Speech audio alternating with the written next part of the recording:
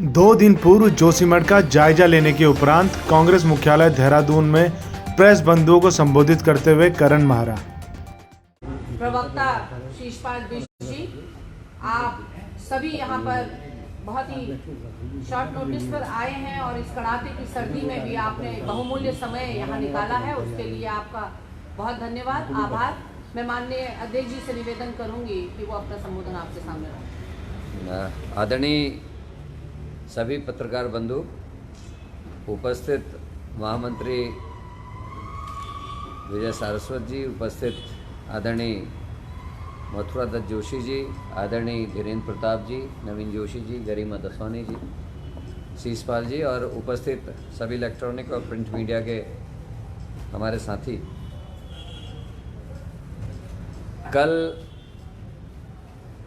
आदरणीय देवेंद्र यादव जी,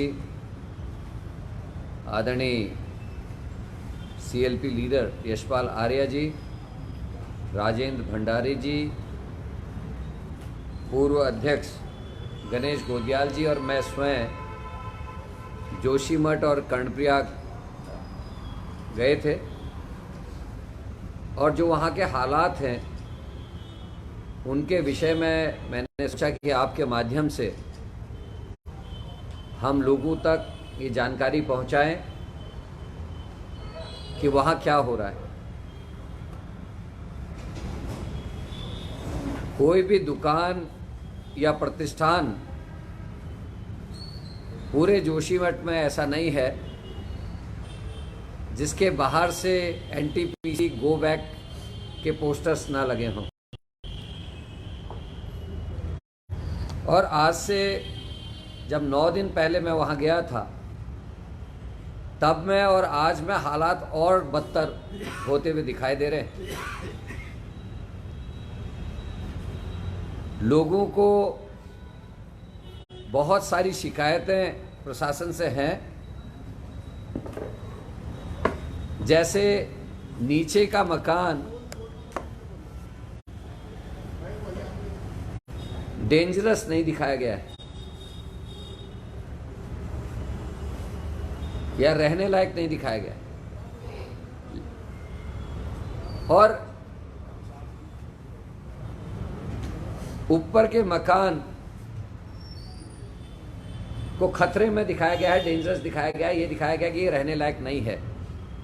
और आप और हम सभी लोग ये जानते हैं कि अगर ऊपर की बिल्डिंग टूटेगी तो नीचे की बिल्डिंग कैसे बचेगी, और जब पूरा पहाड़ धंस रहा है तो उसमें उस पूरी रिज में नीचे और ऊपर के मकान में फर्क कैसे हो सकता है, ये समझ से परे है। और लोग इस बात से दहशत में हैं और सरकार और प्रशासन विस्थापितों की संख्या कम करने की नीयत से या जो फौरी तौर पे इंतजामात किए जाने हैं उसको कम करने की नीयत से इस तरीके से वहाँ काम कर रही है, जो बहुत ही निंदनीय है। राहत सामग्री बांटने में प्रशासन के साथियों के साथ साथ एक पार्टी विशेष के कार्यकर्ता भी जा रहे हैं और वहाँ के वार्ड्स के नागरिकों का कहना है कि सामग्री वितरण में भेदभाव किया जा रहा है, जो बहुत ही चिंताजनक है।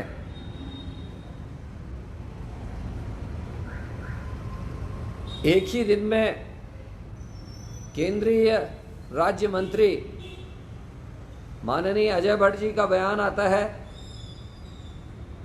कि अभी जूलॉजिस्ट और जो हमारे स्पेशलिस्ट हैं, इन कामों के विशेषज्ञ हैं, उनकी जब तक रिपोर्ट नहीं आती तब तक हम इसमें किसी भी तरीके का बयान नहीं दे सकते कि ये प्राकृतिक आपदा है या मानव जनित आपदा है।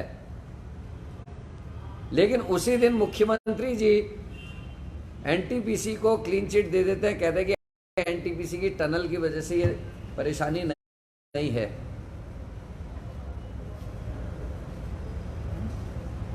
जो अपने आप में ये साबित करता है कि सरकार कहीं ना कहीं कॉरपोरेट के आगे झुक गई है और झुक के काम कर रही है। इसरो ने एक रिपोर्ट अपनी वेबसाइट में डाली थी जिसमें उन्होंने 2 तारीख के बाद भारी भूस्खलन और टूट फूट की चेतावनी दी थी।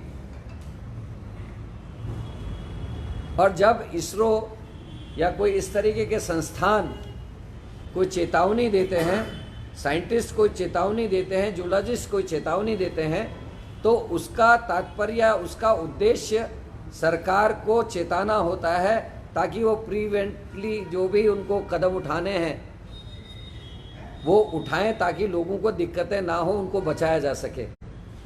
लेकिन ऐसा नहीं हुआ, वेबसाइट को बंद कराया गया और अब वो गायब भी हो गई है। लेकिन कुछ लोगों ने जिन्होंने डाउनलोड की थी उनके पास है, मेरे पास भी है।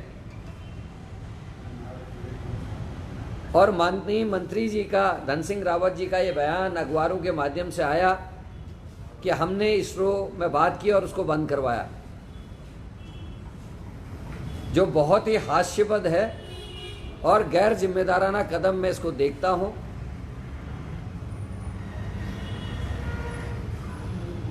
क्योंकि जिस तरीके से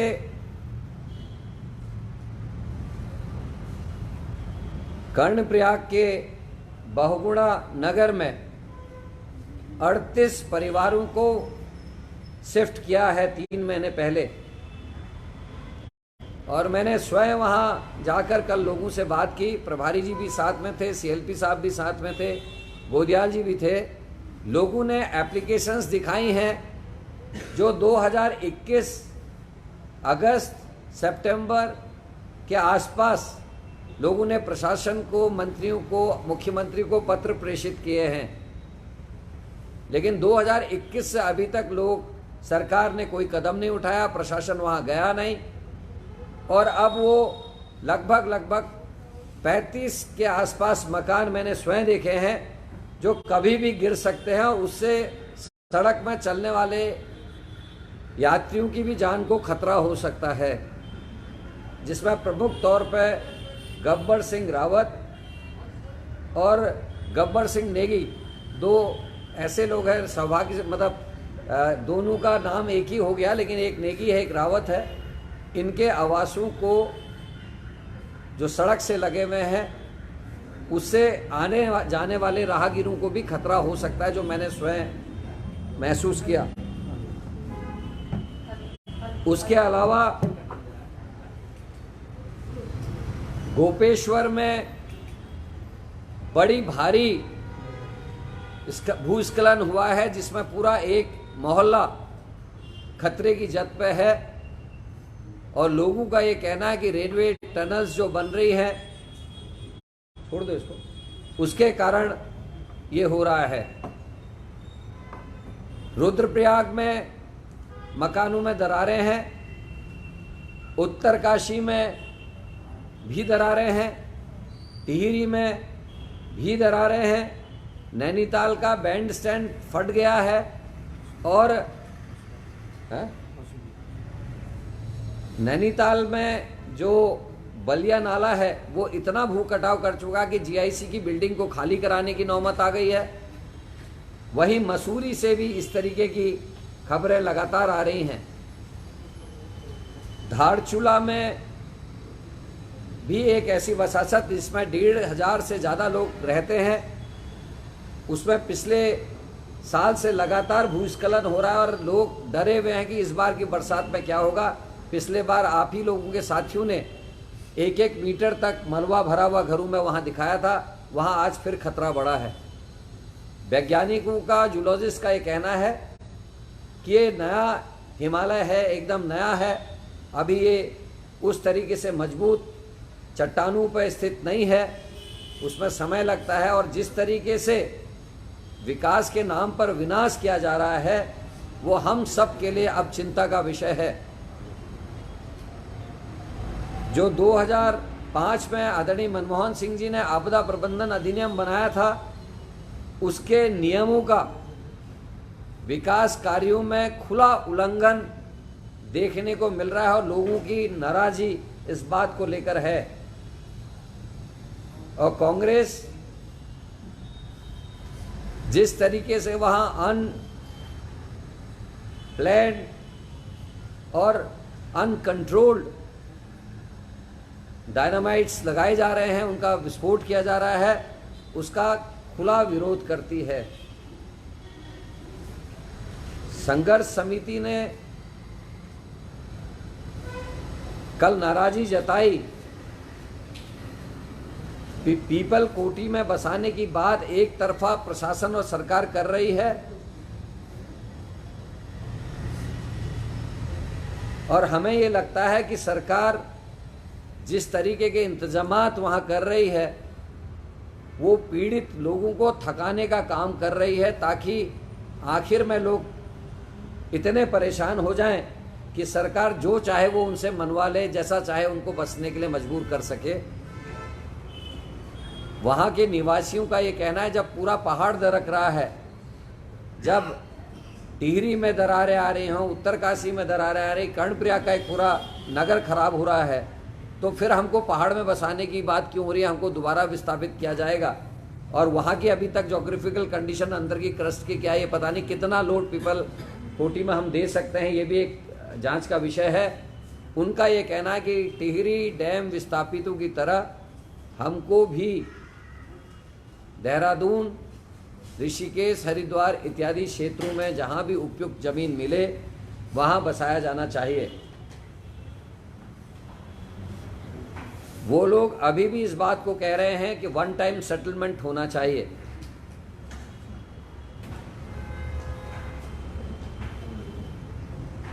कर्णप्रयाग में जो बहुगुणा नगर है, वहाँ के नागरिकों का ये कहना है कि हमको भी कुछ ना कुछ आर्थिक सहायता मिलनी चाहिए। उनको अभी 1 रुपये की भी आर्थिक सहायता इन 3 महीने में जब उनको वहाँ से हटाया गया नहीं दी गई है।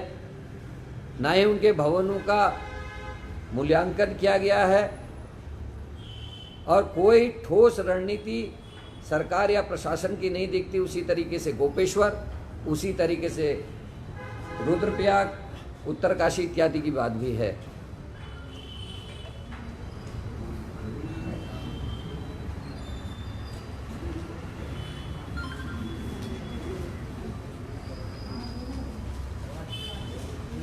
जोशीमठ के लोगों का इस बात को भी लेकर आक्रोश है।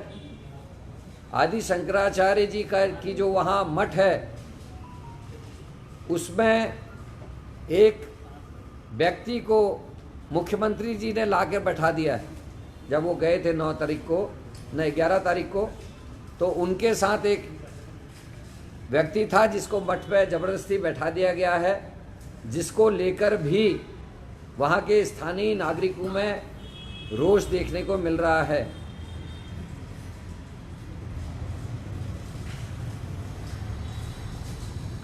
कुछ कदम सरकार ने कांग्रेस के डेलीगेशन मिलने के बाद किए हैं, जैसे स्कूलों के एग्जामों में छूट दी गई है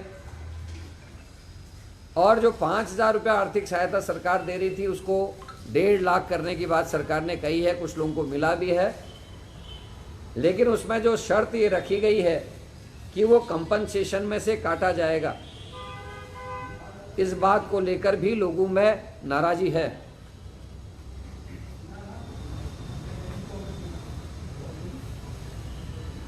भवन तोड़े जा रहे हैं, लेकिन आज के दिन तक भी सरकार और प्रशासन में सामंजस्य देखने को नहीं मिलता, जिसको लेकर लोग चिंतित हैं।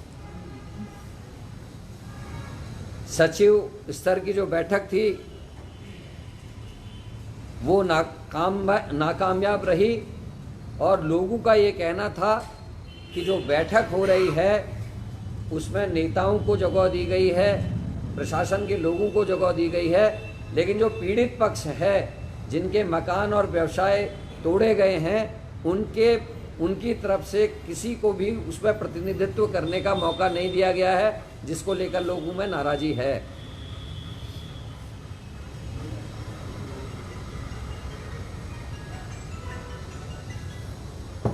आदरणीय राहुल गांधी जी ने 3 जूलॉजिस्ट को अपने पास यात्रा में बुलवाया था। उन्होंने कुछ महत्वपूर्ण सुझाव हमारे हाईकमान को दिए, नाम लिखा। और उसी के तहत आदरणीय खड़गे जी ने और आदरणीय राहुल गांधी जी ने देवेंद्र यादव जी को कल यहाँ भेजा था, और ये कर्णप्रयाग और जोशीमठ की जो विजिट हुई उसी के तहत हुई है। और कांग्रेस अब जल्दी ही जो अन्य क्षेत्रों में जहाँ जहाँ भूस्खलन हो रहा उसकी लिए एक कमेटी तय करके उनको वहाँ भेज रही। जैसे हमारी हेमा पुरोहित जी जो सेवा दल की अध्यक्ष हैं, वो गोपेश्वर का दौरा करके आ भी गई हैं, और अन्य जगहों में भी हम लोगों को भेजने की तैयारी कर रहे हैं। आदरणीय शेखर पाठक जी के साथ जो लोग राहुल गांधी से मिले थे, उन्होंने बहुत ही महत्वपूर्ण सुझाव हमको दिए हैं, और उनका ये कहना है कि जो नया हिमालय है इसमें विकास के साथ साथ आवश्यक निर्देश जारी होने चाहिए, सरकार का उसमें हस्तक्षेप होना चाहिए कि डेवलपमेंट कितना और किस तर्ज पे किया जाना चाहिए, कौन सी टेक्नोलॉजी इस्तेमाल हो, उस पर भी विचार विमर्श सरकार को करना चाहिए। इसमें जो उनके साथ